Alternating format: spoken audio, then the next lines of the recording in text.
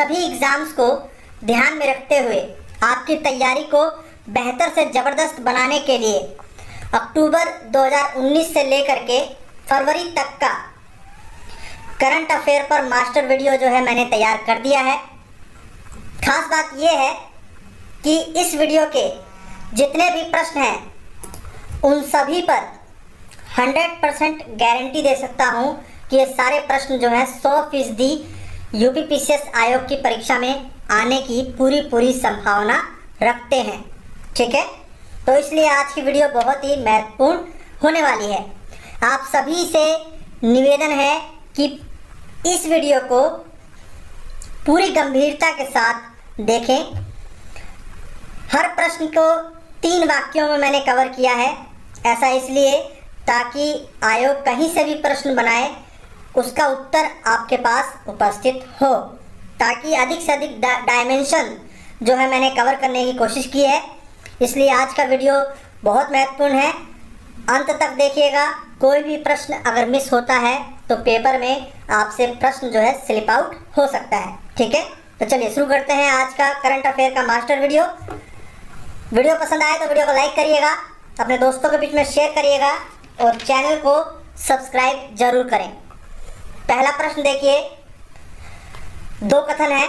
हाल ही में रानी रामपाल को world games athlete of the year 2019 का खिताब जो है दिया गया। वे विश्व में इस खिताब को जीतने वाली प्रथम हॉकी खिलाड़ी हैं। समझ में आ गया क्यों क्वेश्चन पूछा जाने की संभावना है? क्योंकि वो इस खिताब को पाने वाली पहली महिला हॉकी खिलाड़ी हैं। ठीक है, पुरुष ने भी जो है इस अवार्ड को अभी तक नहीं पाया है, तो इस पर प्रश्न बन सकता है। इसके अलावा हाल ही में केंद्र सरकार द्वारा इनको पद्मश्री अवार्ड से सम्मानित किया गया है। तो क्वेश्चन बनने की पूरी संभावना है कि हाल ही में रानी रामपाल जी को world games athlete of the year 2019 का खिताब दिया गया और इस खिताब को पाने वाली वो विश्व की पहली हॉकी खिलाड़ी हैं। पिछले दिनों कोरोना वायरस, ऑस्ट्रेलिया का याडा याडा वायरस, भारत के गुजरात का चांदीपुरा वायरस सुर्खियों में रहे। तो तीनों में से किसी से भी प्रश्न पूछे, पहले भी मैं बता चुका हूँ, आज फिर रिवीजन हम करेंगे। कोरोना वायरस का उत्थान जन्म कहाँ हुआ? चीन के वुहान शहर में। याद रहेगा, वुहान शहर। विश्व स्वास्थ्य संगठन WHO द्वारा इसका नया नामकरण क्या किया गया है? कोविड-19। दिसंबर में सुर्खियों में आया, इसलिए कोविड-19 अपने तरह का नया कोरोना वायरस है। ये नोवल कोरोना है, कोविड-19।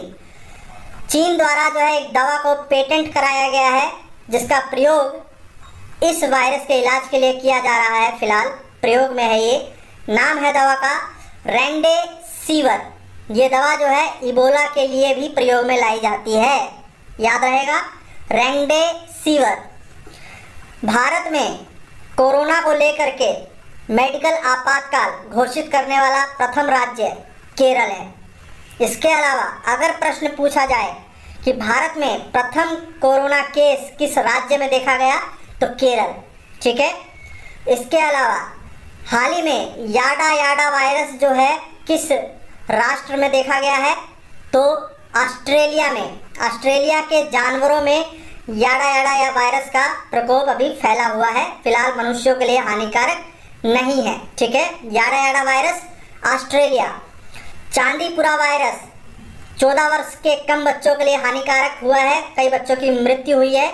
गुजरात के चांदीपुरा वायरस में सैंड फ्लाई मक्खी के द्वारा जो है फैलाया गया। ठीक है, नवंबर-दिसंबर का करंट है ये।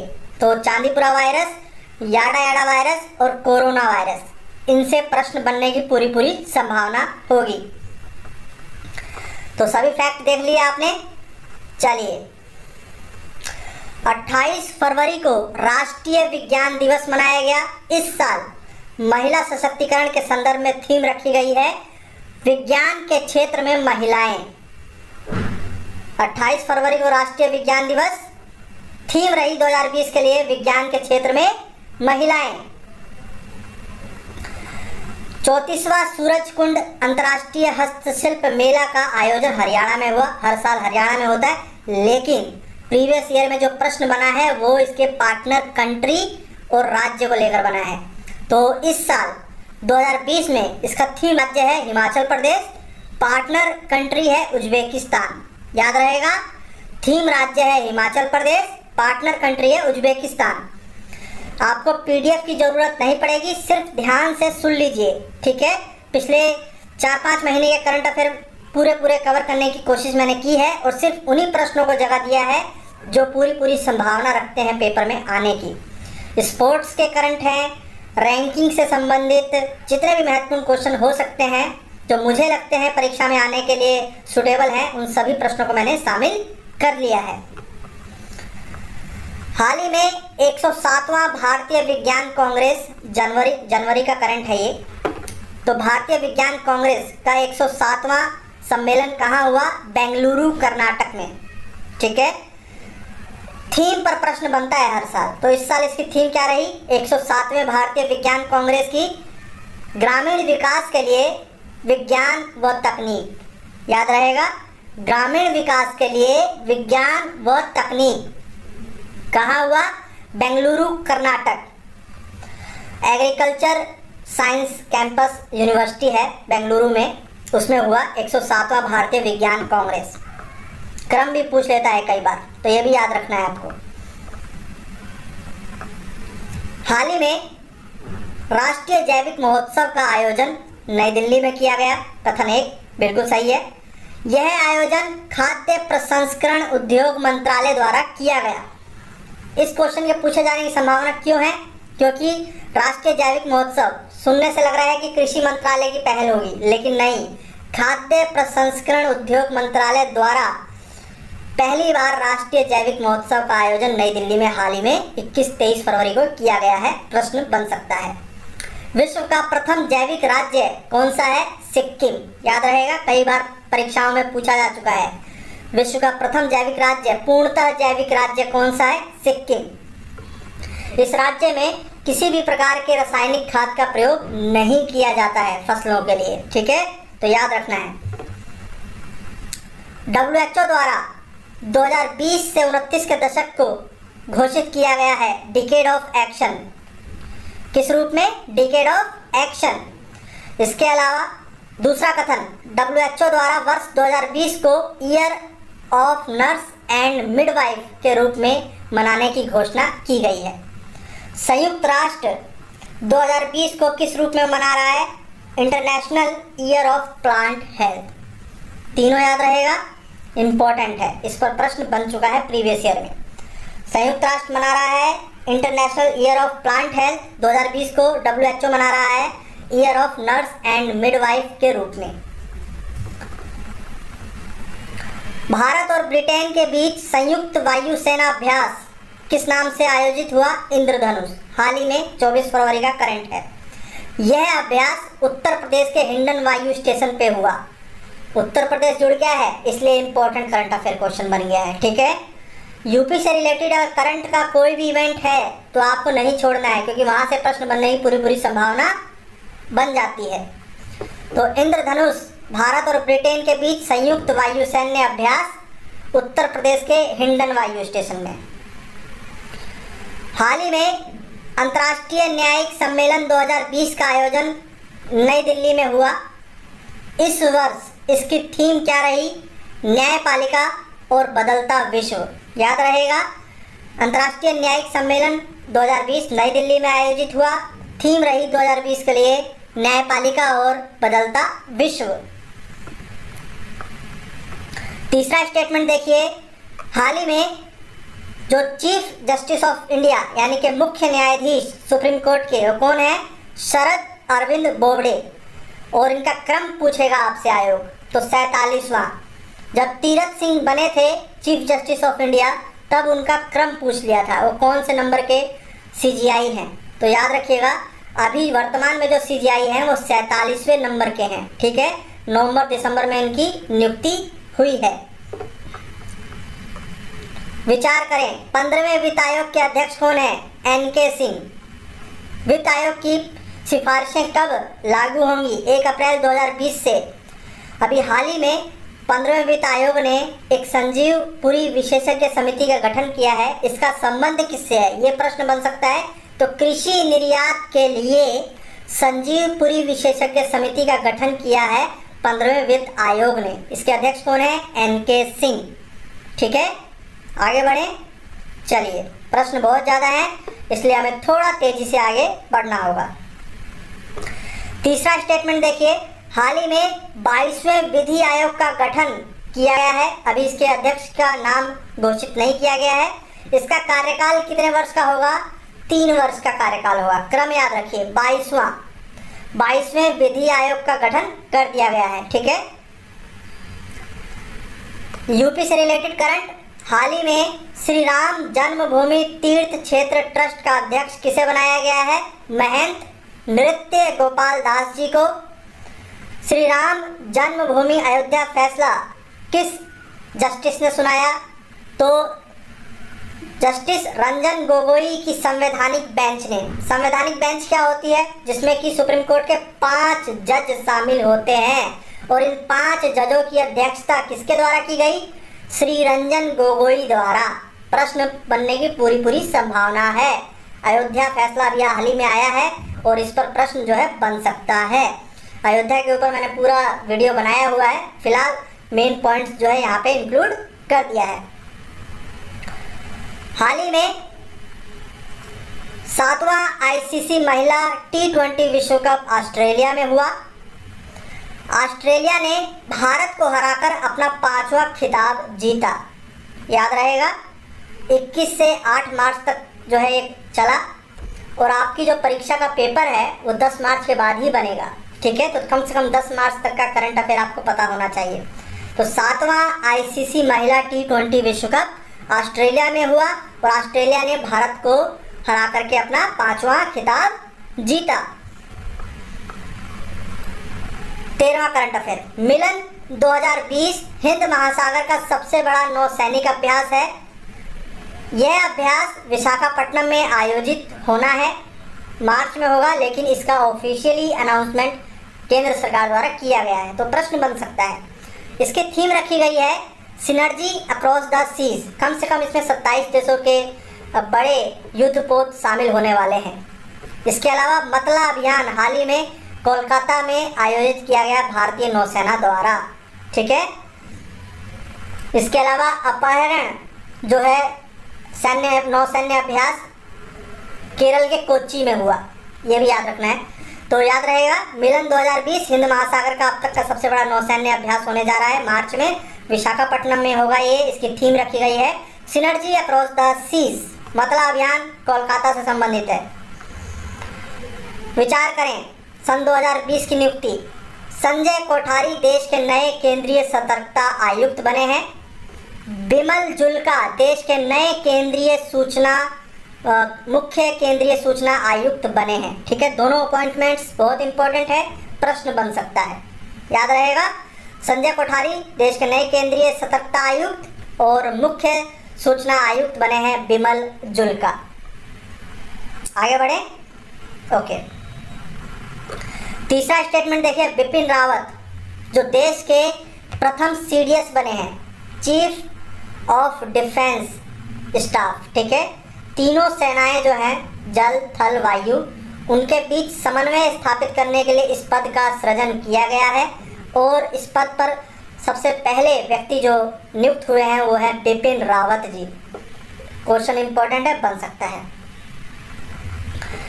ओम प्रकाश बिरला जो है वर्तमान में लोकसभा के अध्यक्ष हैं।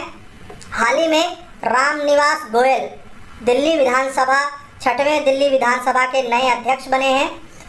अधीर रंजन चौधरी वर्तमान में लोक लेखा समिति के नए अध्यक्ष बने हैं। तीनों से प्रश्न बन सकता है। ठीक है, लोक लेखा समिति में जो है लोकसभा से 15 सदस्य और राज्यसभा से 7 सदस्य शामिल होते हैं।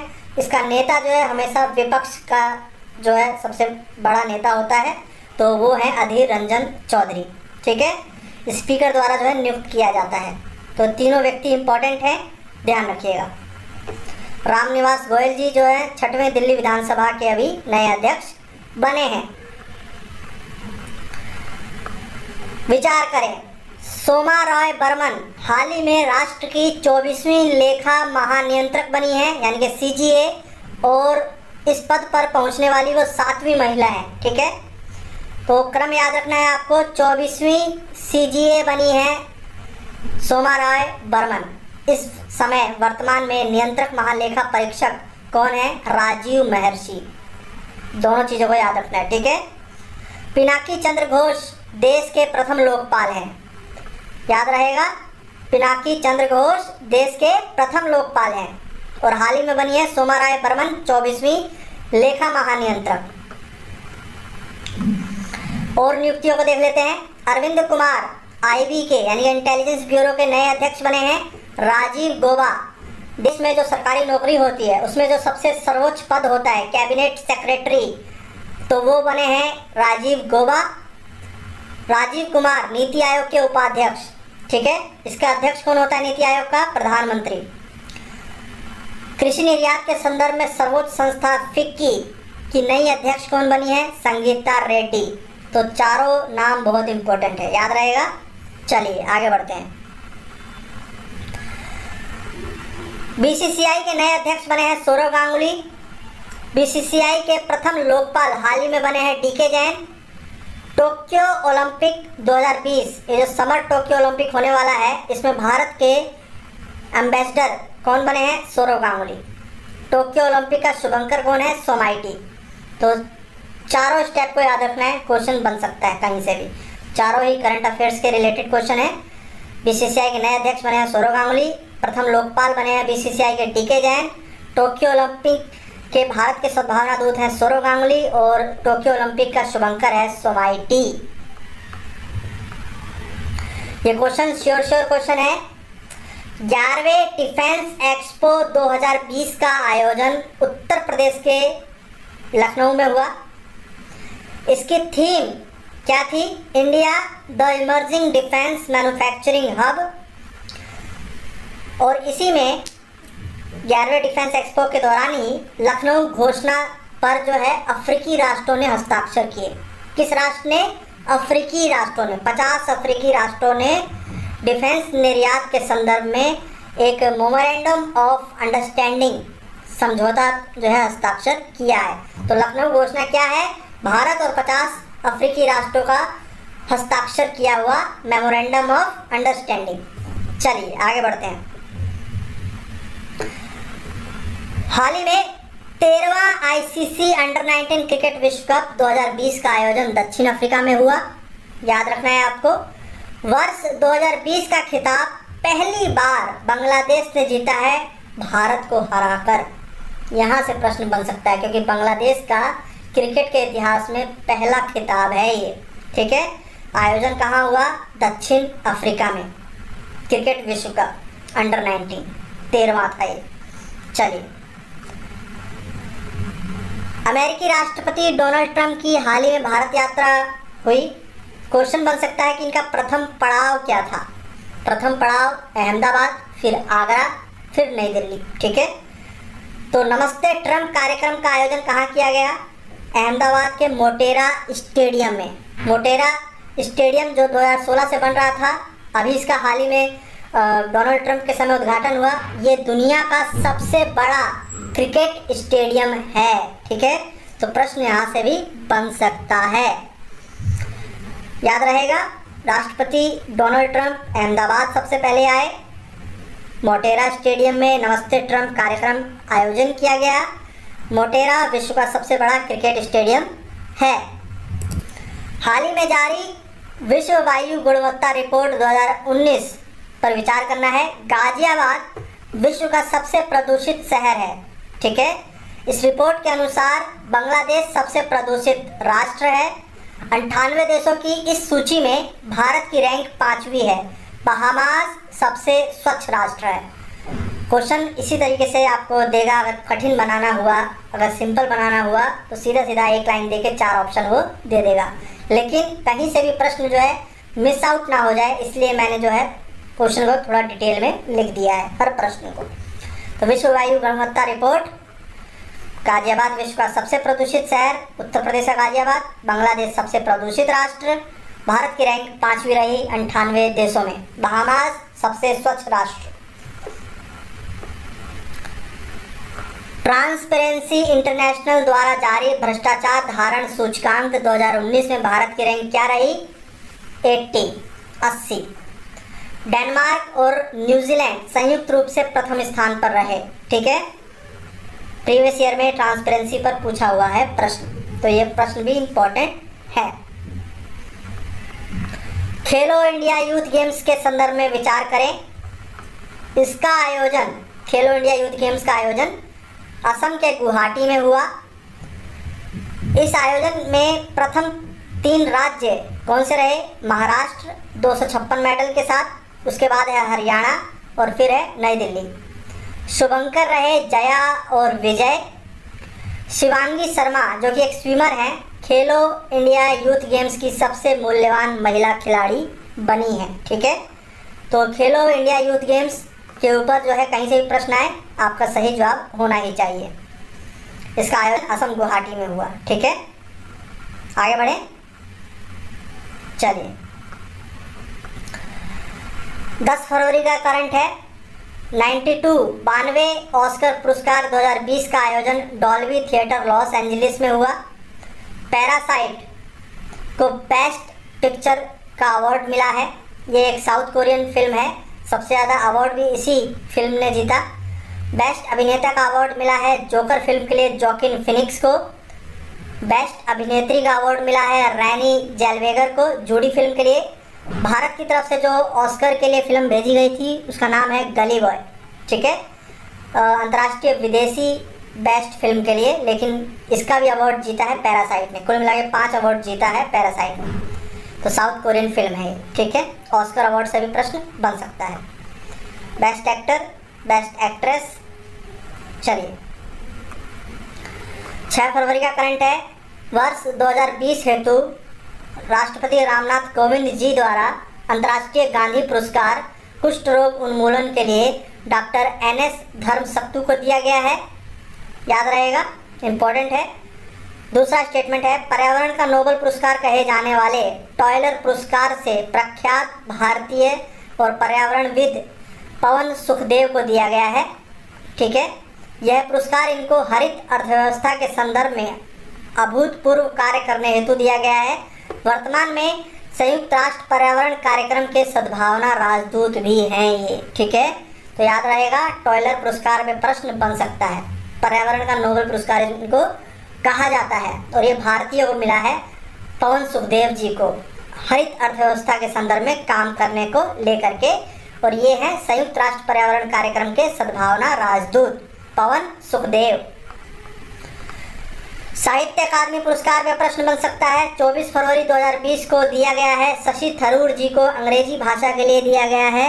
इनकी पुस्तक है an era of darkness, British काल के ऊपर लिखी हुई पुस्तक, शशि थरूर। हिंदी के लिए दिया गया है नंद किशोर आचार्य जी को, छीलते हुए अपने को। उर्दू के लिए दिया गया है सफ़ई किदवई को। क्यों शामिल किया गया है? क्योंकि उर्दू जो है दूसरी राजकीय भाषा है उत्तर प्रदेश की, और यहाँ से प्रश्न बन सकता है। चलिए, 20 जनवरी का करंट है। 29वां सरस्वती सम्मान सिंधी भाषा के लेखक वासदेव मोही को चेकबुक हेतु दिया गया है। याद रहेगा, सिंधी भाषा हेतु वासदेव मोही को चेकबुक पुस्तक के लिए 29वां सरस्वती सम्मान दिया गया है। 55वां ज्ञानपीठ पुरस्कार मलयालम कवि व लेखक अक्कितम अच्युतम केरल को दिया गया है। 91 वर्ष के हैं ये, केरल के, मलयालम भाषा को दिया गया है 55वां ज्ञानपीठ पुरस्कार। देश का सर्वोच्च साहित्यिक सम्मान है, प्रश्न बन सकता है। इसके अलावा उत्तर प्रदेश का भारत भारती है, जो कि डॉक्टर उषा किरण खां को जो है दिया गया है, बिहार की हैं। पूर्वी क्षेत्रीय परिषद की 24वीं बैठक का आयोजन उड़ीसा के भुवनेश्वर में किया गया। गृह मंत्री इस बैठक की अध्यक्षता करते हैं। हमारे देश के गृह मंत्री हैं अमित शाह जी। हाल ही में अमित शाह जी द्वारा एक पुस्तक जिसका नाम है कर्मोदय ग्रंथ, उसका विमोचन किया गया। यह किस राजनीतिक नेता का जीवन इतिहास का वर्णन करती है? सही जवाब हो जाएगा नरेंद्र मोदी। ठीक है, नरेंद्र मोदी, याद रखिएगा, कर्मोदय ग्रंथ। वर्ष 2020 के लिए ease of doing business index को विश्व बैंक द्वारा तैयार किया गया है, याद रहेगा। Ease of doing business index कौन तैयार करता है? World bank. भारत की रैंक 2020 हेतु क्या रही? 63वीं। न्यूजीलैंड ने इस रिपोर्ट में टॉप किया है। तो भारत की रैंक में बहुत उछाल हुआ है, 14 पायदानों का उछाल हुआ है। तो प्रश्न बनने की पूरी संभावना है। भारत की रैंक है 63वीं और न्यूजीलैंड ने टॉप किया है। ठीक।